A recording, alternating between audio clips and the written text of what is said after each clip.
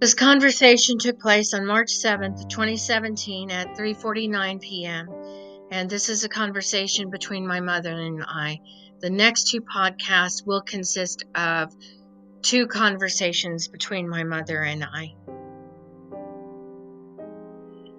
You come knocking on my door this weekend? No. I don't even know where you live, Kay. You're lying, too. Well, I thought you lived in those apartments we used to live in, I guess.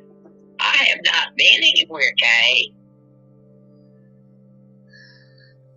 Did you come and knock on my door this weekend? No.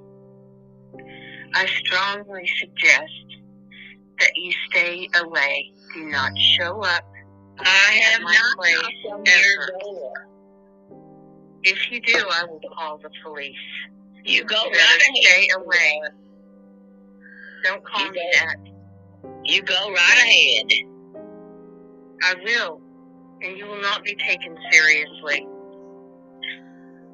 I could have filed charges against you for trapping me in your apartment, and I didn't. Oh. Yes. You go right ahead and do that, too. You think this is a joke? You shut me up in your apartment. No, but you are a joke, Kay. All that nah stuff.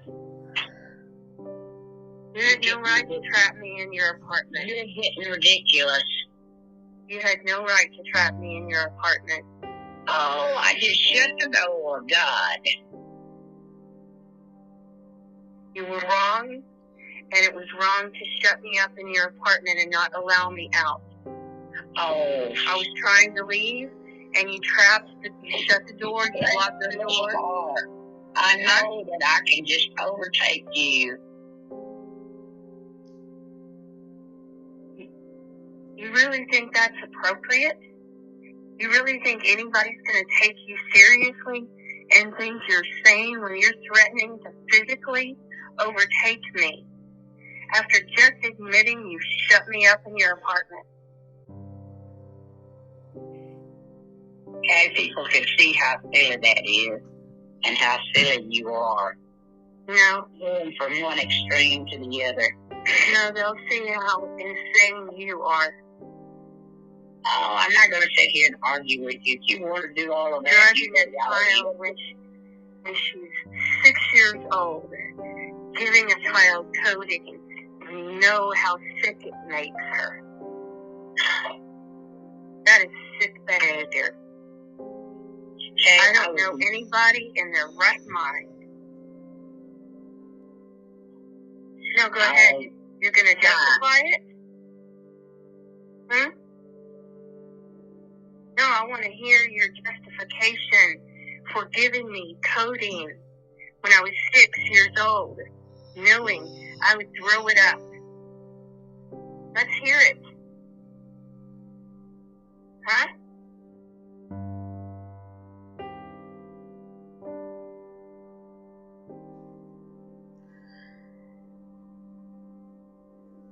My mother did not expect me to be able to recall what happened when we lived in Amarillo in 1984 and 1985. And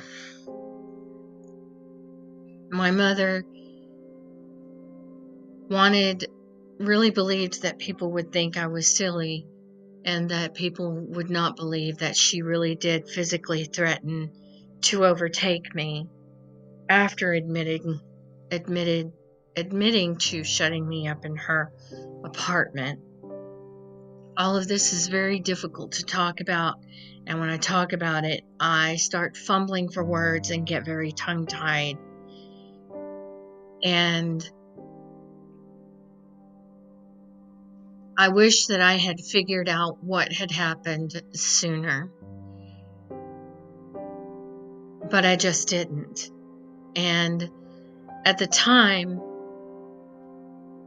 the reason why my mother had shut me up in her apartment was because she was trying to convince me to go and apply for disability, because she thought that if I applied for disability, that I would suddenly have time to take care of her fat ass and wait on her hand and foot, which is what she wanted. What my mother wanted was to pull me in closer to her. And basically, she knew her health was failing. And what she wanted was to take me down with her. During that time, my mother, right after the divorce, my mother and my ex-husband and his mother, my mother, Grace Dowden, and my ex-mother-in-law, Bobbie Snow, and my ex-husband, Carl Edward Anthony, would all hang out together and talk about how much they hated me. And my mother and my ex-husband withheld a nebulizer for breathing treatments from me once, which also jeopardized my health, and that was with the intent to cause harm. And fortunately, I had a friend who was a retired physician from my childhood who helped me out with a nebulizer. And his name was David Lanigan. And David Lanigan's girls and I grew up together, and his daughter, Leslie, and I were best friends in junior high. And that nebulizer that David Lanigan gave me kept myself and Kevin out of the hospital. And in my mother and Carl's effort to cause harm by withholding a nebulizer so I couldn't get the breathing treatments that I needed, they also jeopardized Kevin's health, our toddler at the time, because I didn't have a nebulizer for myself or him. So not only did Carl and my mother withhold the nebulizer from me, but in the process of withholding it from me, they were withholding it from Kevin at the time, who was a toddler, who also needed it. And it was David Lanigan's efforts in giving me a spare nebulizer that he and his wife had at home. That is what kept Kevin and I out of the emergency room and kept us out of the hospital from asthma attacks or complications from lack of medication for our asthma and bronchitis at the time.